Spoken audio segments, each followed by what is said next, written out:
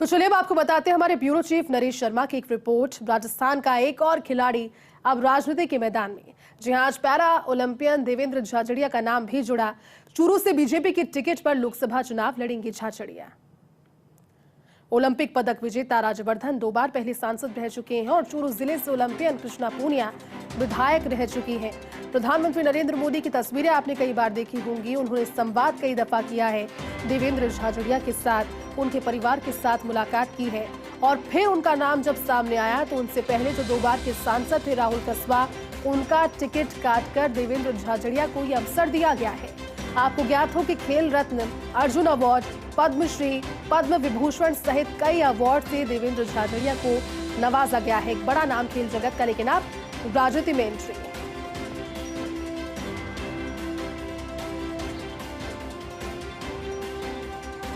चलिए आज देवेंद्र जी से बात करें। देवेंद्र जी से तो मेरी कई बार बातें होती रहती थी, लेकिन आज मुझे फिर से बात करने का मौका मिल रहा है। देवेंद्र जी नमस्कार। नमस्कार सर। देवेंद्र जी, मैं तो बहुत भली भांति आपको जानता हूं, लेकिन देश आज आपके विषय में जानना चाहता है, तो एक बार जरूर आप बताइए। और इस खेल के साथ एक तो अपने बारे में बताइए और खेल के साथ ये कैसे जुड़े। और आपने तो बड़े बड़े अंतराल के बाद और उम्र के सामने कभी आप झुके नहीं, आपने हमेशा उम्र को झुका दिया है, तो बताइए जरा। सबसे पहले तो सर, आपने पैरा खिलाड़ियों को इतना हौसला दिया आपने ओलंपिक से पहले, तो हम उसी हौसले के साथ टोक्यो जाएंगे और टोक्यो में जाके हम सभी खिलाड़ी भारत के लिए शानदार प्रदर्शन करेंगे और भारत माता के लिए हम ज्यादा से ज्यादा मेडल जीतेंगे। देवेंद्र जी, ये तो आप मुझे पक्का भरोसा है, आप तो लगातार हर बार जीवन में आप 16 साल के अंतराल के बाद भी विक्ट्री पाने वालों में से हो।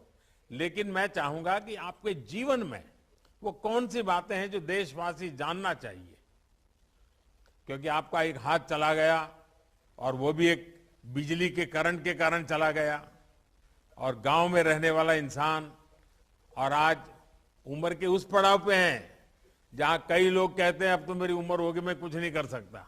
आपने उस उम्र में भी खुद को नया ताकत देते रहते हैं। सर, 9 साल की उम्र में जब मेरा एक हाथ बिजली की वजह से कट गया था, डॉक्टर के द्वारा काटना पड़ा, तो जब मैं वापस घर पे आया था तो घर से बाहर निकलना मेरे लिए चैलेंज हो गया था।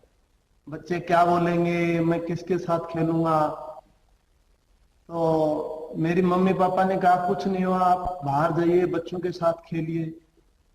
लेकिन वो दिन आज भी याद है जब मैंने बाहर बच्चों के साथ खेलना शुरू किया, और जब स्कूल में मैंने खेल की शुरुआत की तो मेरे से इतने क्वेश्चन हुए। जब मैंने पहली बार भाला उठाया कि मैं फेंकूंगा भाला, तो कहा कि आप किस लिए आए हो ग्राउंड में, आपका क्या काम है, आप तो दिव्यांग हो, आप तो डिफरेंटली एबल हो, आप जाइए पढ़ाई कीजिएगा, बस आपका ग्राउंड में कोई काम नहीं है। सर, कहीं ना कहीं उस दिन मुझे अंदर से ये फील हुआ कि मैं कमजोर नहीं कहलाऊंगा, और कहीं न कहीं मुझे कमजोर न कहलाने की जिद ने दुनिया का चैंपियन बनाया। 2 ओलंपिक मेडल लिए सर, संघर्ष लंबा रहा, फैसिलिटी जीरो थी उस टाइम में। मैंने पैरा स्पोर्ट्स की शुरुआत की, एबल में भी खेला, लेकिन जिंदगी में एक सीख मिली मुझे।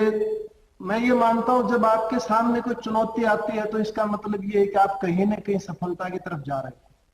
तो जब मेरे सामने चुनौती आती है तो मैं ये सोचता हूं कि आप सफलता के बिल्कुल मैं नजदीक हूं।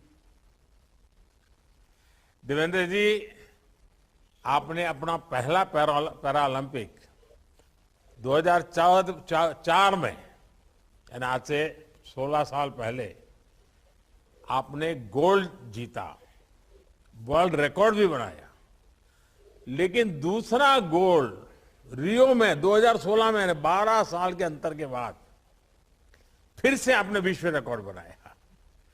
एक एथलीट के तौर पर इतने लंबे समय तक शानदार प्रदर्शन के लिए आप खुद को कैसे तैयार करते हैं, यानी ये बड़ा गजब है जी आपका। बिल्कुल सर, बहुत साल का गैप हो गया था मेरा। बीजिंग ओलंपिक में इवेंट नहीं आया, फिर लंदन में नहीं आया। लेकिन मैं सच बताऊं, मैं जेवलिन के कुछ ज्यादा नहीं जानता लाइफ में। मुझे जेवलिन बहुत अच्छी लगती है फेंकना, मेरी लाइफ है वो, ये समझता हूं मैं जिस रूम में मैं सोता हूं उसमें भी मेरे हमेशा एक जेवलिन रहती है। तो मेरा उसके प्रति बहुत मैं समर्पित हूं। और एक लाइफ में मैं बहुत ही अनुशासित रहता हूँ, टाइम पे सोना, टाइम पे खाना खाना और एक सकारात्मक सोच। लेकिन 2008 में मेरा इवेंट नहीं आया तो मैंने सोचा कि कोई बात नहीं, मेरा 12 में आएगा।